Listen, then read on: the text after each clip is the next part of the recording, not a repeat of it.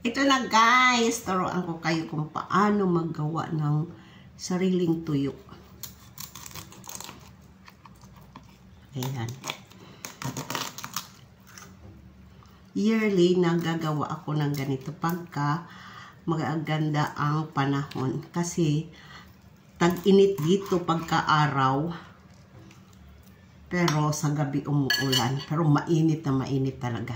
Ayan guys. Tapos, ibabad ko to sa suka na may asin at saka paminta. Ibabad ko to overnight. Alam nyo guys kung bakit ko to ibababad sa suka overnight. Para hindi siya binibilad. Para wala siyang flies. So, konti lang to. Half lang to. Half kilo. Kasi magta-try muna ako. Kasi dito ko lang to nabili sa may naglako. Para pag may naglako, kulang na ang kiluhan. Tapos, mahal pa. Ibabad ko to overnight. Lagyan ko to ng bawang. Ilagyan ko na yan ng asin at saka paminta. So, bawang na lang. Okay, guys. Pagkatapos ito ng overnight at saka na ibibilad, dito ko yan ibibilad, guys. Doon sa taas kasi mainit.